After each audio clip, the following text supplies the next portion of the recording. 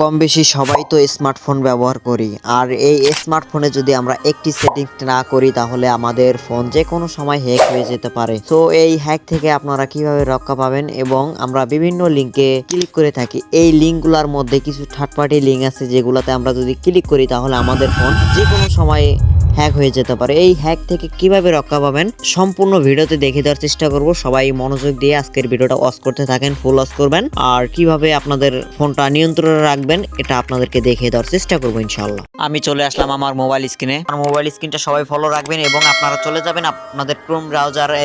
আপনারা ক্রোম ব্রাউজারে চলে আসার পরে এখানে আপনারা একটু লক্ষ্য করলে দেখতে পারবেন যে 3 ডট নামে একটা অপশন আছে। দেখেন আপনাদেরকে আমি মার্ক করে দিচ্ছি। সো আপনারা এই যে 3 ডটে কোনায় যে একটা 3 ডট যে আইকন আছে, আপনারা এই যে কোনায় 3 ডটে আপনারা একটা চাপ দিয়ে দিবেন।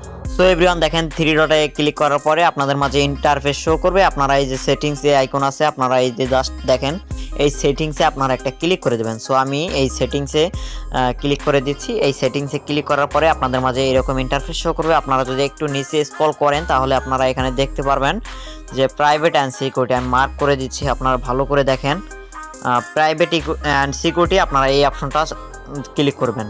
প্রাইভেট অ্যান্ড সিকিউরিটি আপনারা এখানে একটা ক্লিক করে দেবেন। দেখেন ভালো করে দেখেন প্রাইভেট অ্যান্ড সিকিউরিটি আপনারা এখানে একটা ক্লিক করে দেবেন। সো প্রাইভেট অ্যান্ড সিকিউরিটিতে আমি ক্লিক করে দিলাম। প্রাইভেট অ্যান্ড সিকিউরিটিতে ক্লিক করলে আপনাদের মাঝে এরকম ইন্টারফেস শো করবে। আপনারা একটু নিচে স্ক্রল করবেন।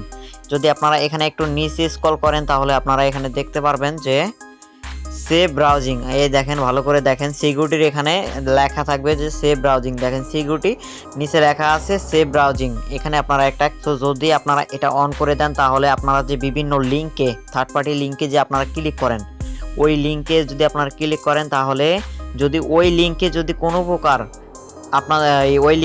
কোনো প্রকার সমস্যা থাকে তাহলে এই গুগল ক্রোম আপনাকে বলে দিবে যে আপনি এই লিঙ্কে ক্লিক করেন না, এটাতে ক্লিক করলে আপনার সমস্যা হতে পারে।